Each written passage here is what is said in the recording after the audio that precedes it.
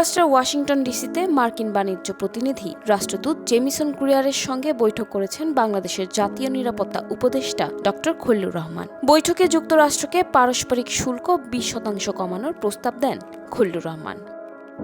বৃহস্পতিবার 8 জানুয়ারি বিকেলে অনুষ্ঠিত বৈঠকে বাংলাদেশ ও যুক্তরাষ্ট্রের মধ্যে বাণিজ্য ঘাটতি কমানোর ক্ষেত্রে অগ্রগতির বিষয়টি তুলে ধরেন তিনি। খলিলুর রহমান বলেন, পারস্পরিক বাণিজ্য চুক্তি আনুষ্ঠানিকভাবে কার্যকর হওয়ার আগেই বাংলাদেশ যুক্তরাষ্ট্র থেকে আমদানি উল্লেখযোগ্যভাবে বাড়িয়ে বাণিজ্য ঘাটতি কমাতে বড় অগ্রগতি অর্জন করেছে এবং চুক্তির কিছু গুরুত্বপূর্ণ দিক এরই মধ্যে বাস্তবায়ন করেছে।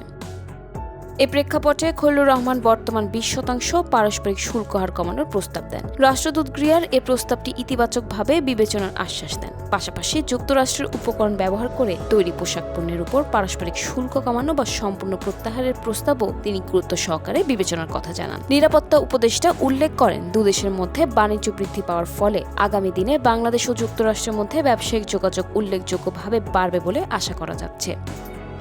সাম্প্রতিক সময়ে যুক্তরাষ্ট্রের ভিসা বন্ধের আওতায় বাংলাদেশকে অন্তর্ভুক্ত করার প্রেক্ষাপটে তিনি বাংলাদেশি ব্যবসায়ীদের ভ্রমণ সহজ করতে রাষ্ট্রদূত গ্রিয়ারের সহযোগিতা কামনা করেন। এছাড়া তিনি বাংলাদেশের বেসরকারি খাতের জন্য যুক্তরাষ্ট্রের ডেভেলপমেন্ট ফাইন্যান্স কর্পোরেশন থেকে অর্থায়নের সুযোগ দেওয়ার অনুরোধ জানান। এ বিষয়ে প্রয়োজনীয় উদ্যোগ নেওয়ার আশ্বাস দেন রাষ্ট্রদূত গ্রিয়ার।